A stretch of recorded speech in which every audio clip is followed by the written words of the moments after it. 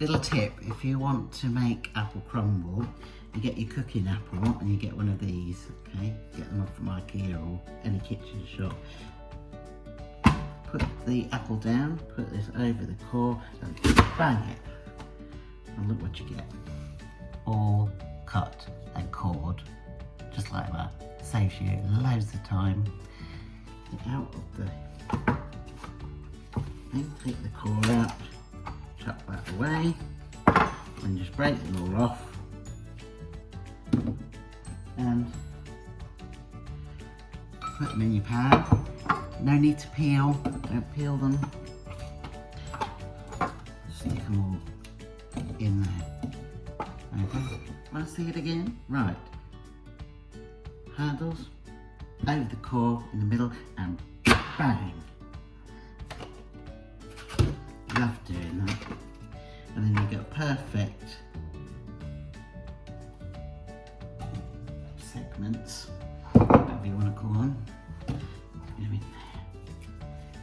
Now I'm going to make this into like a fruit compote, but I don't want to cook it too much because I want to keep the shape of this fruit for when it goes in the crumble. So I've got all of that in there. Get this out of that spoonful. Just half demo over sugar. Just sprinkle it all over the top. Just one will do. A tiny, tiny pinch of cinnamon in there, just to, maybe just a little bit more. Put that in there. So just a bit of ground cinnamon. Then I'm just going to pop it on to medium to low heat and we'll just let it stew for a few minutes. Let's pop it over here and I put it on like a middle number. Leave that going, so while that's going, let's get on and make the crumble topping. So here's my fruit. Now just, and you can hear it starting to sizzle, just turn it over, you know, so you just, any juice, you want to coat it all over, so like, we'll just leave that going for a bit longer. So to make the crumble topping, what I tend to do is I pre-make it, and then I actually bake the topping on its own, on a baking sheet in the oven for a little bit, and then I put it on top of the fruit when it's done, and then I bake it in the oven again.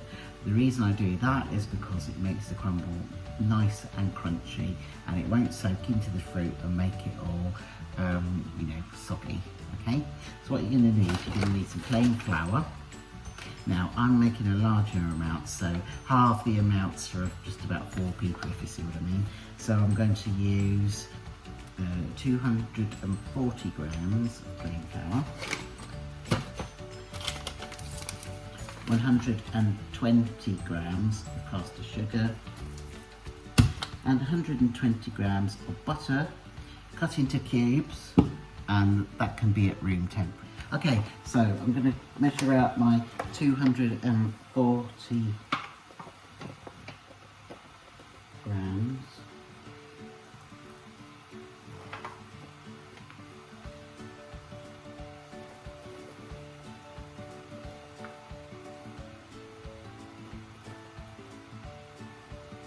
Plain flour. Oops, there you go. Now into it, I'm going to put my cubes of butter, put them all in. Then, if you've got a food processor, whiz it up in the food processor. As I'm not getting mine out today, I'm going to use my masher here. Now these are really good because you can get 2 different blades on them, one for whipping, one for mashing. It's good for mashing potatoes. It's also good for making crumble. You just pop it in. Just blend all those cubes of butter into the flour.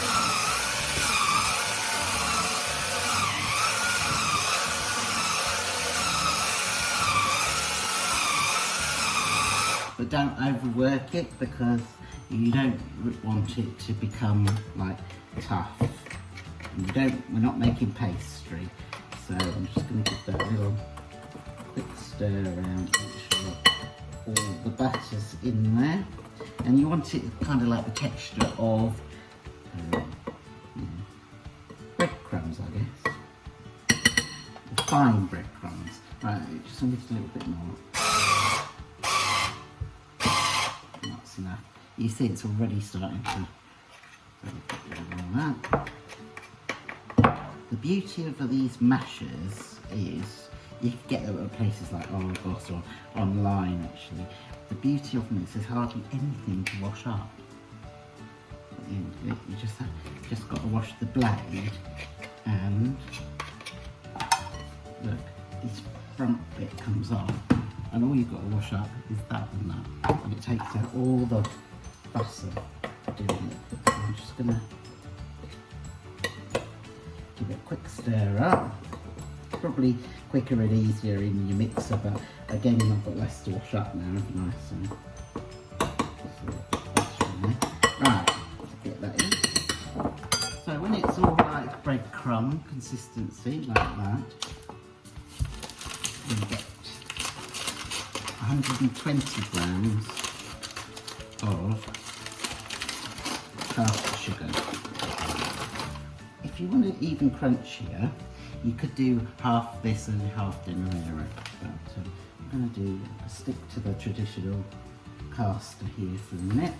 So here we go. Just put all that in, as I say, 120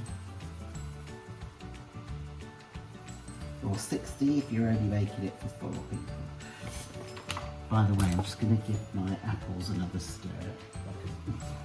Because really all you want to do these is for about 6 minutes. They're done. Take them off the heat and leave them. For 6 minutes, otherwise they'll start going all mushy. Right, stir the caster sugar into the crumble mix. Then get the largest baking tray, or 2 if you haven't got a big enough one. I'm using this one.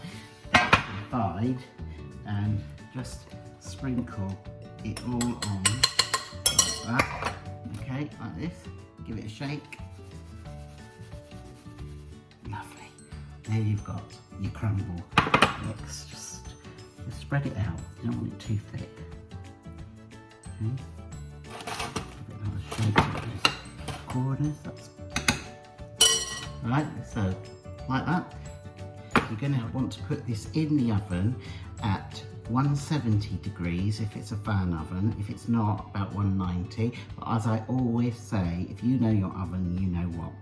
And you put this in for about 15 minutes, okay, until it's still quite light in colour, but maybe just starting to go golden. You don't want to overcook it, because remember, it's going in the oven again for its second bake when it goes on top of the fruit mix. So here we go, so we'll pop it into the oven.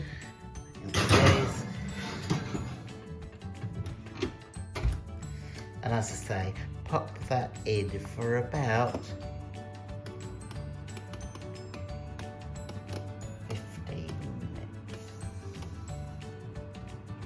That'll do. There we go. And here's our fruit mix, ready to go in a dish.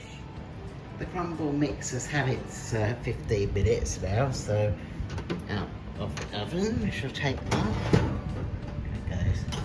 It's only just starting to go golden, but that's all you want really. So we're going to take it over and put it here, and now it's ready to be spooned onto the top of the oven. Okay, so I'm going to use a plastic spoon here, or a wooden spoon if you haven't got one. Simply because it's a non-stick tray, so we're going to make a bit of that. I've got one here. Here we go. Something like that will do. So we're just going to scoop it off the bottom like this.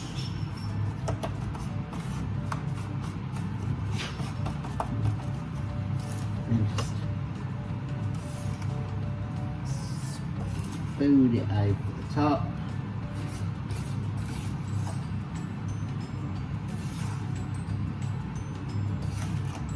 all nicely covered. So here it is, all ready to go in the oven again. So we'll just pop that in, and it's only going to need around about 5 to 10 minutes, and then it'll be done, ready to serve. So enjoy.